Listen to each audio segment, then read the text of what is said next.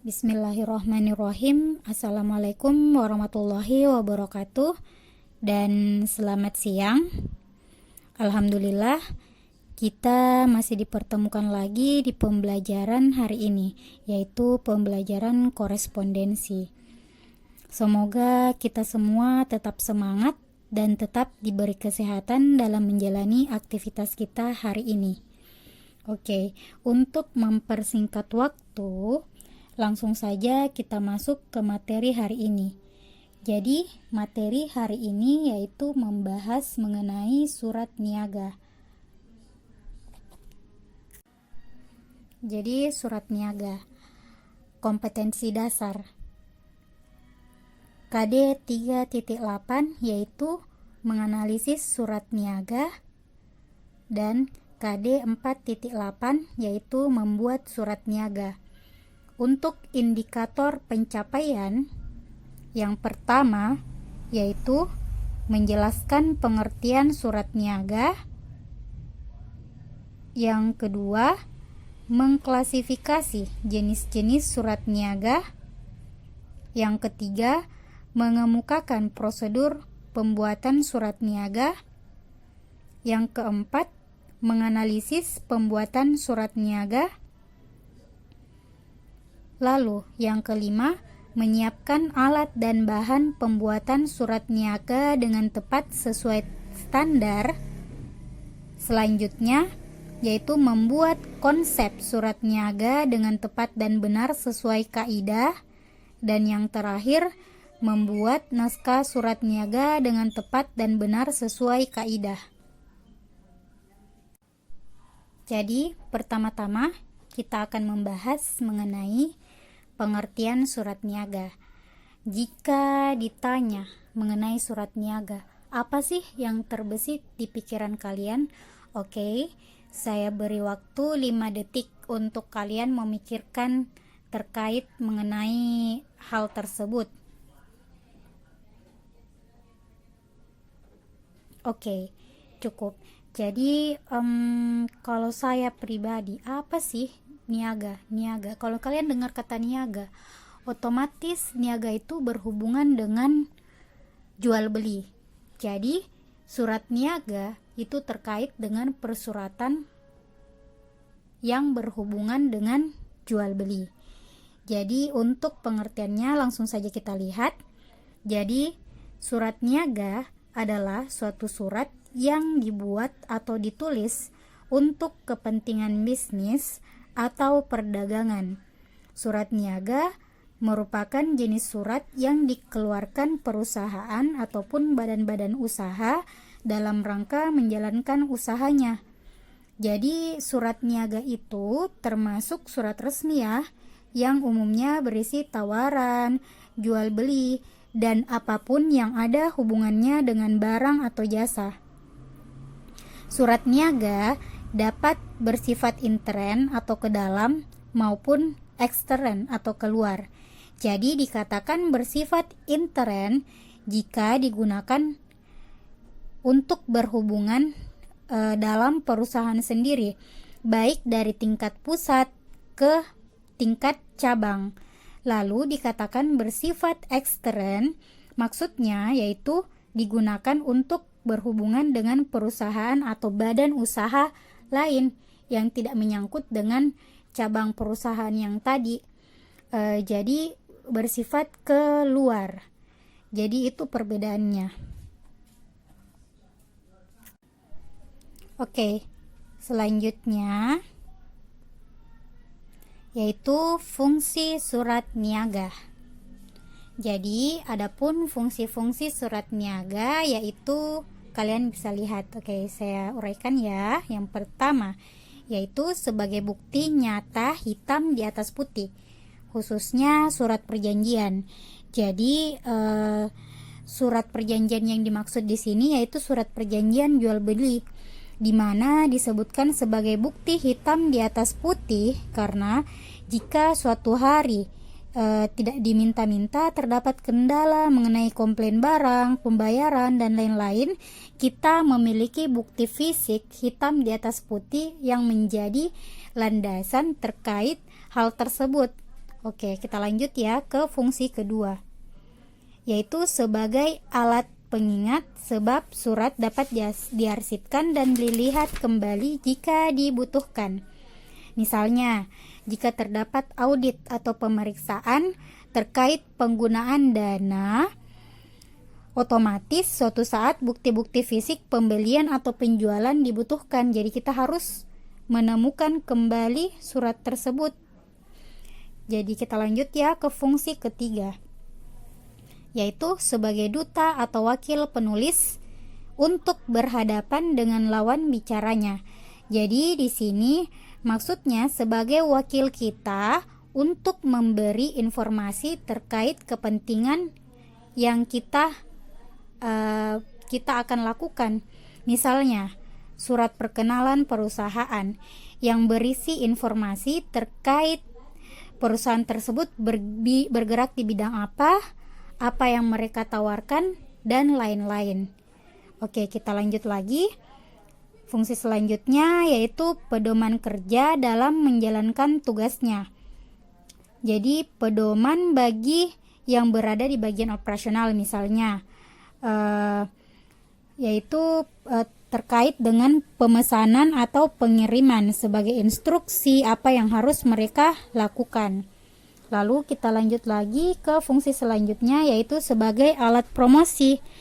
Misalnya surat penawaran kerjasama yang berlampirkan brosur dengan harga dan diskon serta lain-lain. Oke, kita lanjut lagi.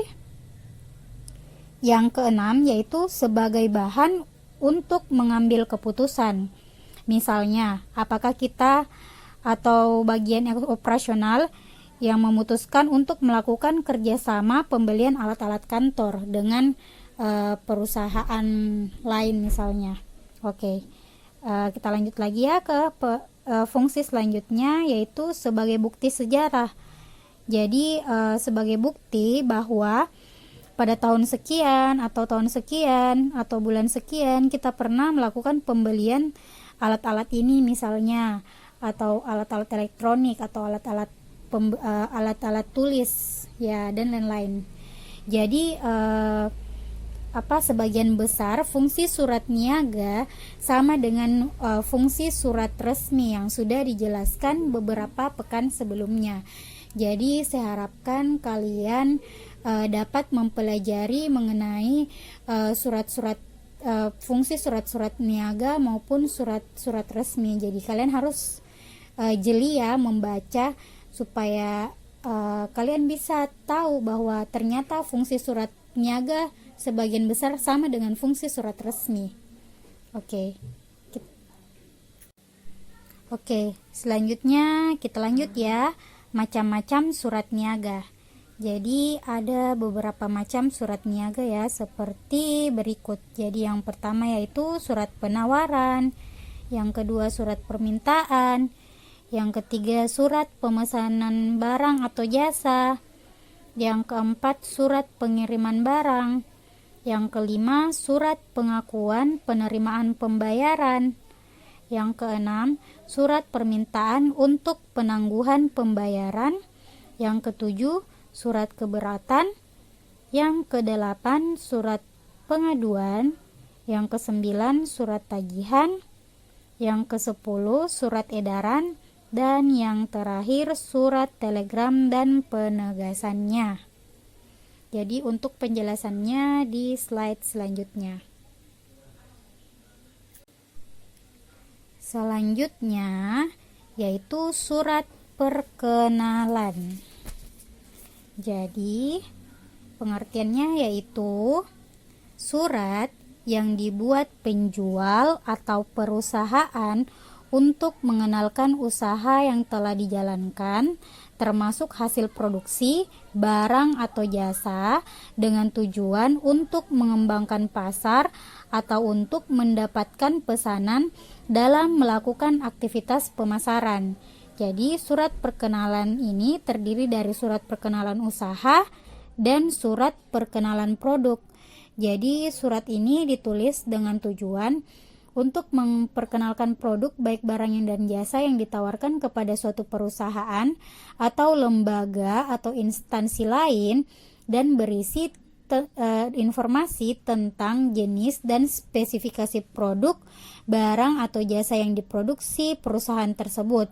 Jadi informasi yang harus disampaikan itu terkait nama, alamat, produk atau jasa yang ditawarkan, spesifikasi produk atau jasa. Biasanya untuk meyakinkan calon pembeli dilampirkanlah surat-surat atau dokumen seperti akte perusahaan, surat izin usaha, serta rekomendasi atau testimoni dari pihak yang telah menggunakan produk atau jasa yang kita tawarkan. Oke, jadi kita lanjut. Selanjutnya yaitu contoh surat perkenalan perusahaan. Jadi kalian bisa lihat contohnya. Jadi di sini terdapat nama dan alamat perusahaan yang memperkenalkan diri dan menawarkan produk atau jasa. Jadi kalian bisa lihat ada di kalimat pembukanya, kalian bisa lihat perkenalannya, kami dari PT Manajemen Rocket Management, kami adalah perusahaan yang bergerak di bidang jasa. Jadi perusahaan ini merupakan perusahaan yang bergerak di bidang jasa. Jadi kalian bisa baca-baca untuk melihat dia menawarkan apa, spesifikasi produk dan jasanya apa, lalu dan informasi lain-lain yang kalian bisa dapatkan dari surat perkenalan ini. Oke, kita lanjut ya. Surat penawaran.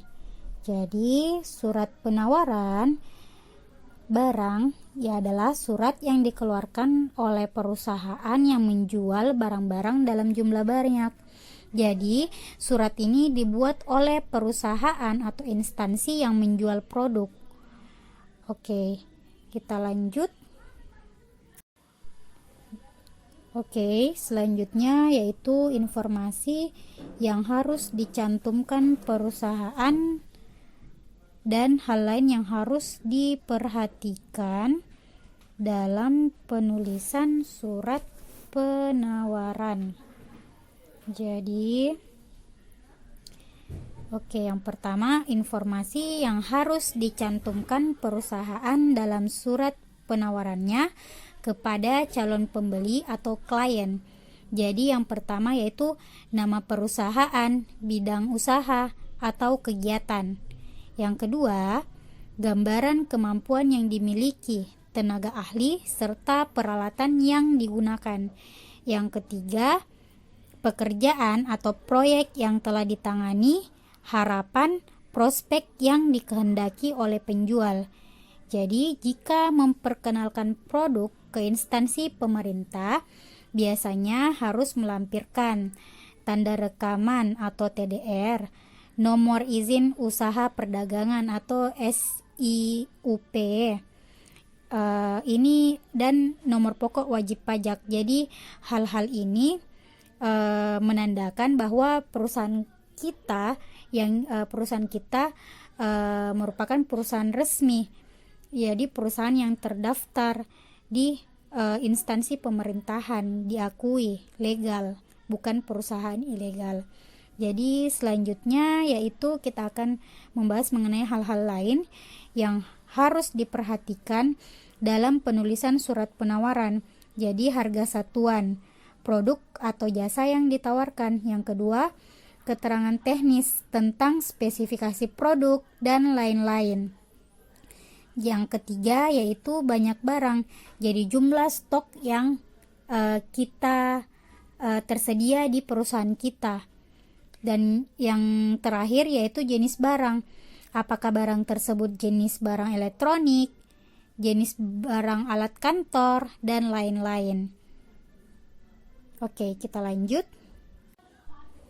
Oke, jadi selanjutnya yaitu tata cara penulisan surat penawaran. Jadi ada beberapa cara ya untuk menuliskan surat penawaran barang atau jasa.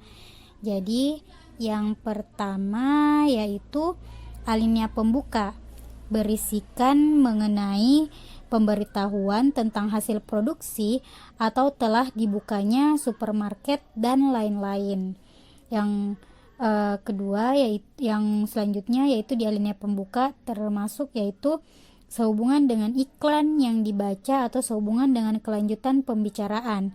Yang selanjutnya yaitu alinea selanjutnya yaitu berisi mengenai surat penerangan berisikan informasi lengkap tentang barang yang ditawarkan dan ditujukan untuk memberikan keyakinan.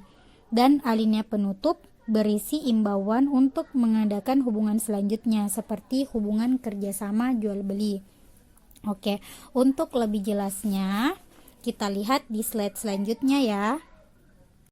Oke, jadi kalian bisa lihat ini contoh surat penawaran. Oke, untuk contohnya kalian bisa lihat. Jadi untuk dalam alinea pembuka kalian bisa lihat terdapat kalimat surat permintaan penawaran saudara nomor bla bla bla telah kami terima. Jadi itu merupakan alinea pembukanya. Untuk surat penerangannya jadi selanjutnya berisikan informasi lengkap tentang barang yang ditawarkan dan ditujukan untuk memberikan keyakinan. Jadi yang dia tawarkan yaitu mesin fotokopi merek Xerox, mesin fotokopi merek Xerox yang harganya berbeda daripada yang pertama, mungkin karena jenis nomornya kah atau spesifikasinya yang beda, jadi harganya bisa berbeda. Dan kalian bisa lihat lagi, kalian bisa baca sendiri ya. Dan yang terakhir alinea penutupnya. Alinea penutupnya kalian bisa lihat tulisan sambil menunggu pesanan saudara kami ucapkan terima kasih. Jadi itu merupakan imbauan untuk mengadakan hubungan selanjutnya atau untuk membuat si penerima surat ini untuk melakukan pembelian atau pemesanan. Oke, jadi sampai sini kalian bisa mengerti kan? Jadi kalau misalnya ada yang kurang jelas, kalian bisa tanyakan ya di kolom komentar WhatsApp.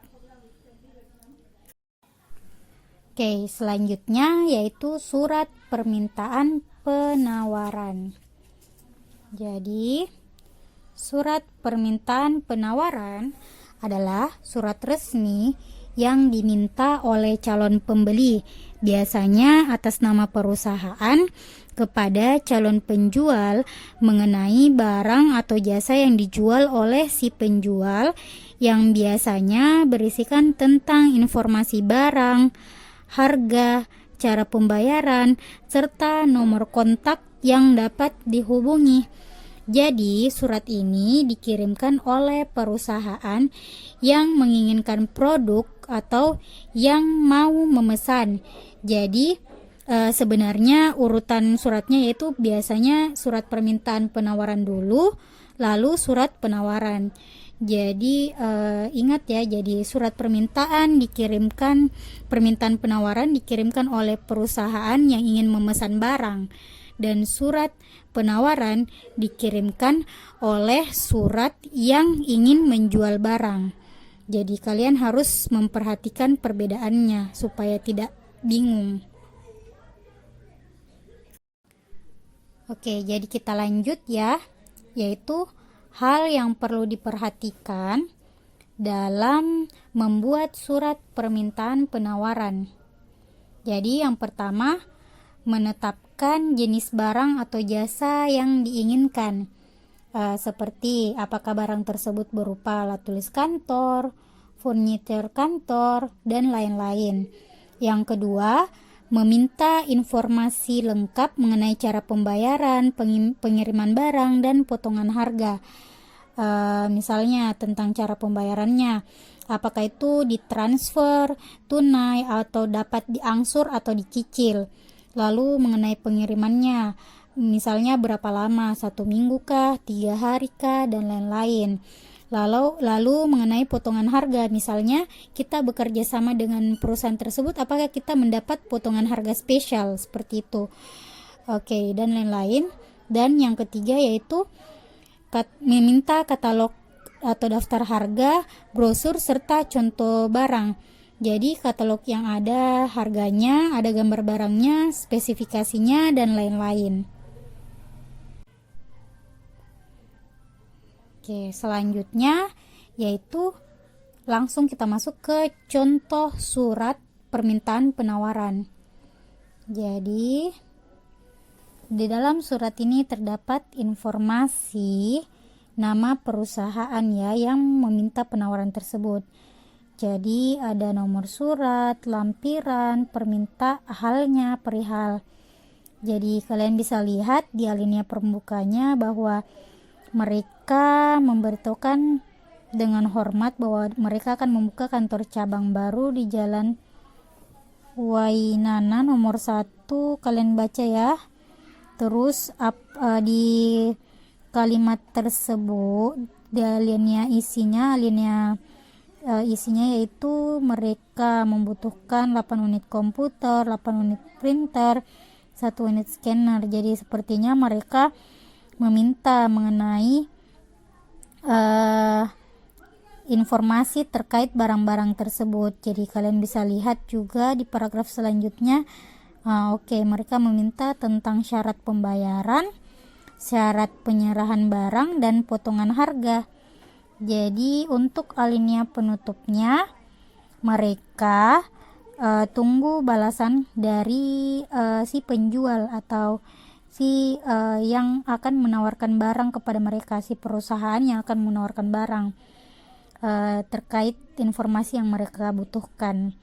Jadi kalian bisa analisis ya, lihat dengan baik mengenai contoh surat tersebut. Oke, kita lanjut. Jadi selanjutnya yaitu surat pesanan.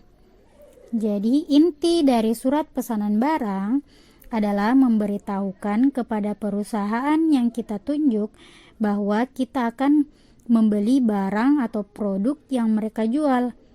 Jadi surat pesanan dibuat oleh perusahaan pada saat persediaan barang dagangannya sudah hampir habis. Surat pesanan barang dapat pula dibuat mengatasnamakan perorangan. Jadi surat ini bisa juga disebut surat pembelian barang. Jadi jadi barang apa yang mereka butuhkan atau yang sudah habis di kantornya. Oke, selanjutnya yaitu surat ini berisi poin-poin berikut, yaitu yang pertama nama dan macam barang yang dipesan, yang kedua jumlah barang, yang ketiga detail barang, biasanya terkait warna, ukuran, dan sebagainya, lalu harga barang, dan yang terakhir yaitu cara pembayaran. Dan untuk lebih jelas kalian lihat di slide selanjutnya ya untuk contoh suratnya. Oke, selanjutnya yaitu contoh surat pesanan. Oke, kalian bisa lihat ya di sini. Jadi kalian bisa lihat nama barang yang dipesan di isi suratnya. Kalian ya ingin memesan barang-barang berikut ini. Lihat kalian bisa lihat ada 9 poin atau 9 barang yang mereka pesan, yaitu nama dan jenis barangnya. Jadi di situ yang untuk jumlah barangnya juga tertera jelas. Terus kalian bisa lihat cara pembayarannya ada di paragraf ketiga. Jadi proses pembayarannya mereka lakukan melalui transfer dan melalui rekening. Kalian bisa lihat. Jadi kalian bisa analisis surat ini dan kalian bisa lihat poin-poin apa saja yang terdapat di surat ini. Jadi harus jeli ya mengenai poin-poinnya. Oke, kita lanjut. Yaitu surat pengantar barang. Jadi surat pengantar barang memiliki kegunaan sebagai bukti yang sah dan legal saat terjadi kesalahan pengiriman barang dan untuk menjelaskan informasi barang yang akan dikirimkan sebagai bukti pengiriman suatu barang. Jadi surat ini biasa juga disebut dengan surat pengiriman barang.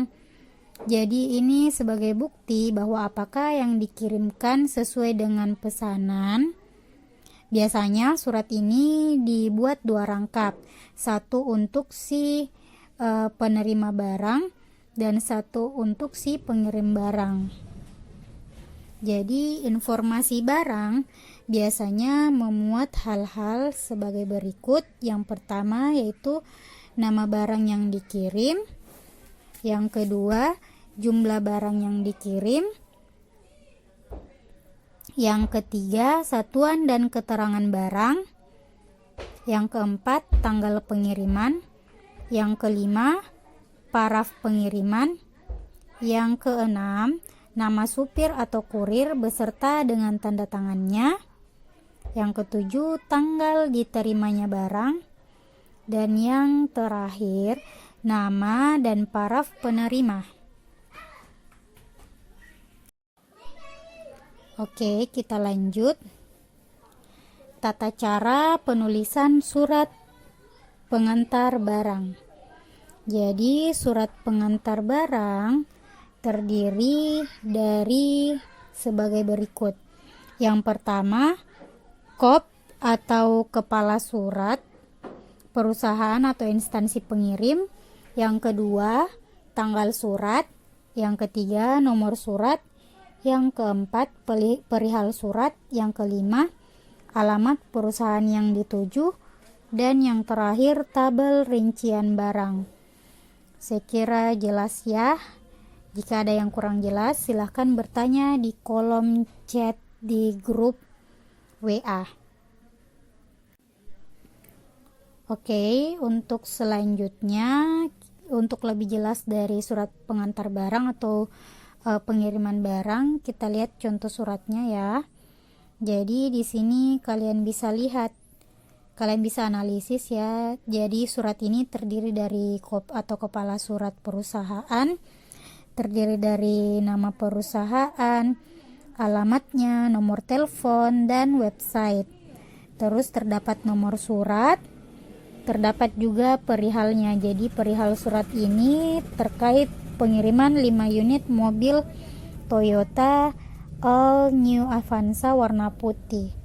Jadi ada alamat perusahaan yang dituju. Kalian bisa lihat ya. Kalian bisa baca-baca, ditujukan kepada PT Suka Indonesia, Jalan Harian Bangsa, kilometer 101 Bandung. Jadi kalian bisa lihat, biasanya berupa tabel rincian barang atau apa yang mereka pesankan. Kalian bisa baca ya dan analisis sendiri terkait mengenai format suratnya. Oke, kita lanjut.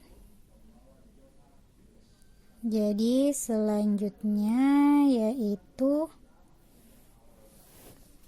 surat permintaan untuk penangguhan pembayaran.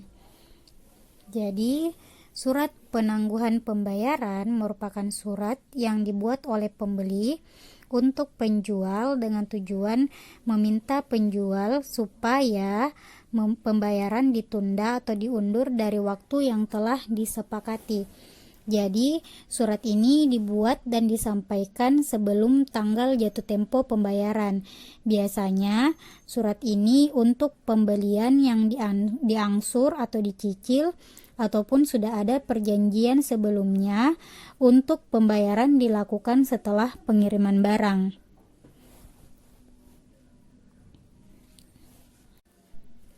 Jadi, selanjutnya yaitu cara membuat surat penangguhan pembayaran. Jadi caranya sangat mudah ya. Jadi ada beberapa poin yang harus diperhatikan. Yang pertama yaitu menghubungkan surat ini dengan surat pengiriman pembayaran barang. Yang kedua, gunakan bahasa yang jelas dan baik untuk menjelaskan kenapa meminta penangguhan pembayaran. Yang ketiga, sebutkan waktu hutang akan dilunasi. Dan yang terakhir, jelaskan bagaimana cara pelunasan yang akan dilakukan. Jadi untuk lebih jelasnya, kalian lihat di slide selanjutnya terkait contoh suratnya. Jadi selanjutnya yaitu contoh surat penangguhan pembayaran. Kalian bisa lihat ya, ada kop suratnya, ada nomor hal. Jadi dia yang pertama menghubungkan surat ini dengan pengiriman pembayaran barang ya. Jadi kalian bisa lihat membalas surat saudara perihal penagihan pembayaran ya. Jadi bisa kalian lihat, setelah membaca surat tersebut sangat menyesal, kami beritahukan bahwa belum dapat melunasi faktur nomor bla bla bla. Itu dihubungkan dengan surat pengiriman pembayaran barang. Lalu bahasanya yang digunakan itu baik, dan mereka menjelaskan alasannya juga. Alasannya itu hal ini disebabkan bangunan yang sedang dibobol banjir. Jadi kenapa mereka meminta penangguhan, karena bangunannya dibobol banjir untuk dalam surat ini. Terus mereka meminta penangguhan pembayaran, yaitu kapan mereka akan melunasi pembayarannya, yaitu kalian bisa baca di paragraf keempat. Ada terdapat di situ di baris kedua, yaitu menangguhkan pembayaran tersebut sampai 2 bulan mendatang. Jadi mereka berjanji akan melunasinya dalam waktu 2 bulan mendatang. Jadi untuk selanjutnya kalian bisa analisis sendiri ya. Oke, kita lanjut, yaitu surat keberatan pelanggan. Jadi surat keberatan pelanggan juga dikenal sebagai surat komplain atau keluhan. Surat komplain dibuat oleh pemesan atau konsumen yang memesan sebuah produk atau jasa yang dipesan telah sampai di luar dugaan, atau produk atau jasa tersebut tidak sesuai dengan kesepakatan awal atau tidak sesuai dengan yang mereka beritahukan sebelumnya. Misalnya surat ini dibuat jika produk rusak atau kualitasnya di bawah standar, pengirimannya sangat lama, dan berbagai hal yang tidak sesuai dengan seharusnya seperti kesepakatan awal mereka.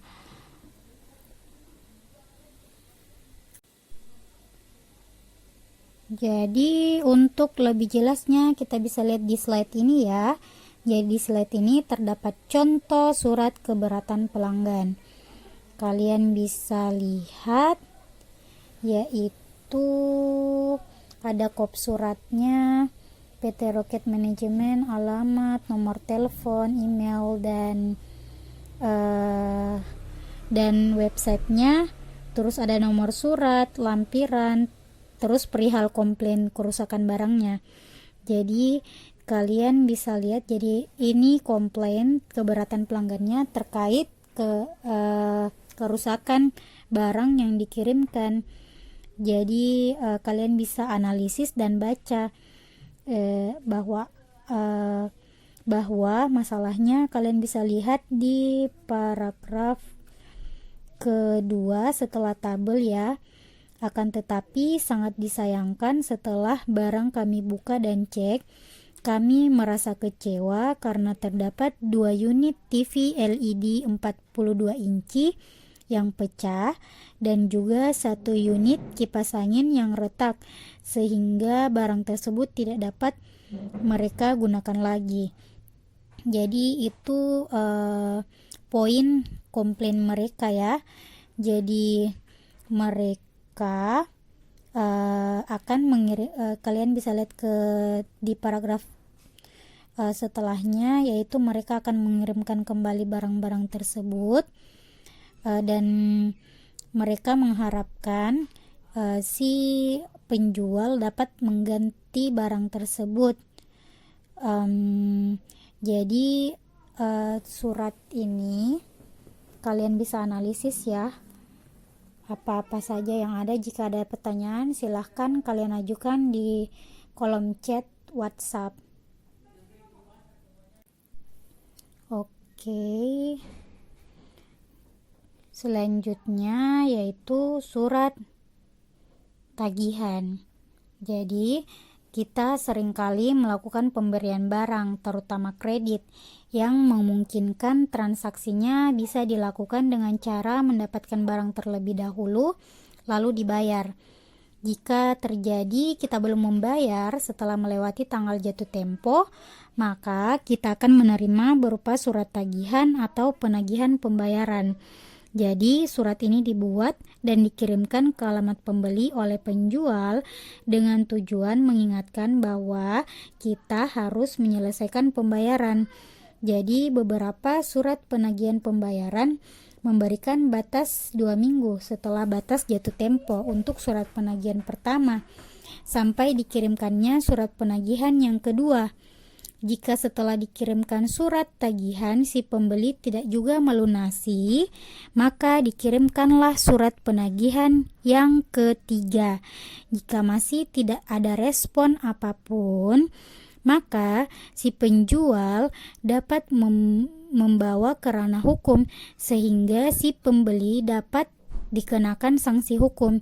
Jadi si penjual dapat memperkarakan si pembeli karena menyalahi perjanjian. Mereka tidak melunasi sesuai dengan apa yang telah mereka lakukan di perjanjian awal mereka. Mereka tidak memiliki itikat baik terhadap pelunasan tagihannya. Jadi surat tersebut dapat dibawa ke ranah hukum sehingga si pembeli dapat mendapatkan sanksi sehingga mendapat efek jerah. Oke, selanjutnya yaitu beberapa hal pokok yang tercantum dalam surat tagihan. Jadi secara garis besar, surat penagihan pembayaran memiliki beberapa hal pokok yang tercantum di dalamnya. Jadi yang pertama yaitu penjual meminta kita sebagai pembeli untuk segera melunasi hutang. Yang kedua, mencantumkan bukti bahwa kita belum melunasi atau membayar hutang. Yang ketiga, menjelaskan detail pemesanan, pengiriman, dan faktur atas pembelian kita. Yang keempat, mengingatkan tanggal jatuh tempo.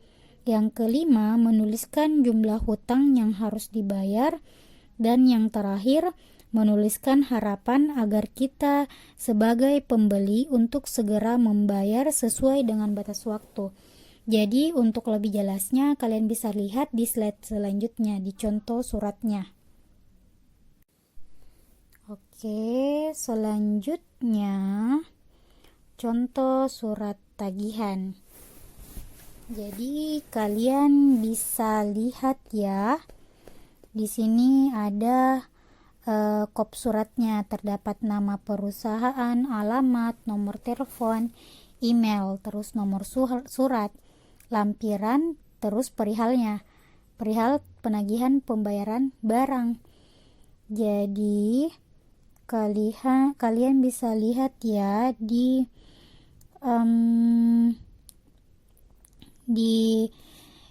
paragraf kedua. Paragraf kedua yaitu mengingat perusahaan saudara sudah 2 bulan melewati batas waktu yang telah kita sepakati bersama, maka dengan ini kami mengharapkan saudara segera untuk melunasi sisa pembayaran pesanan Anda.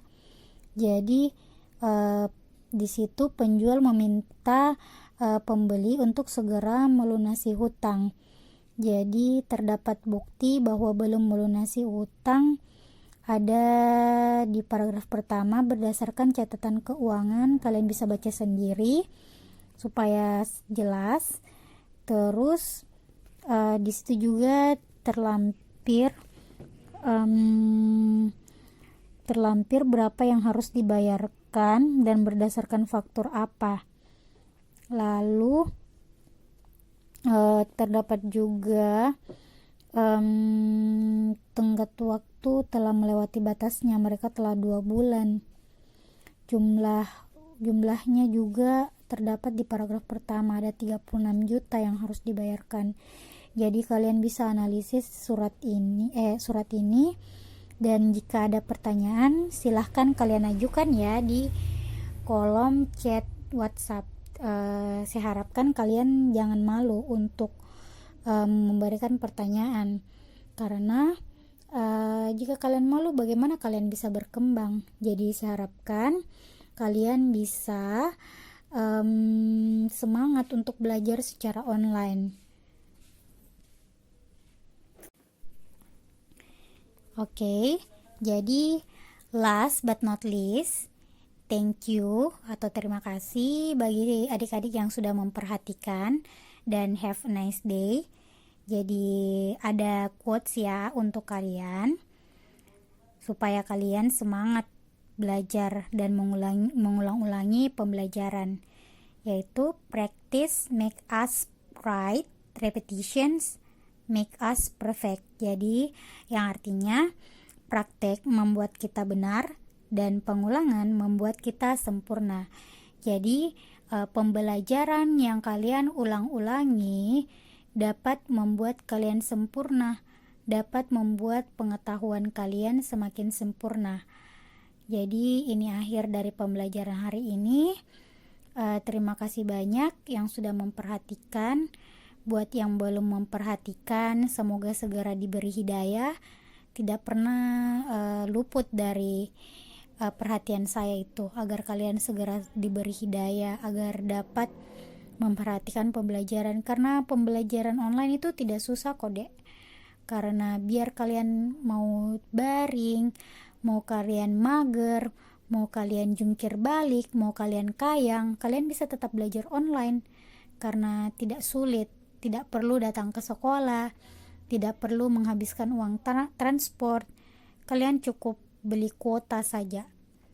Jadi saya harapkan kalian dapat memperhatikan dengan baik-baik, karena kalau kalian malas, mau jadi apa generasi penerus bangsa ini? Oke, terima kasih. Dan wassalamualaikum warahmatullahi wabarakatuh. Dan selamat sore.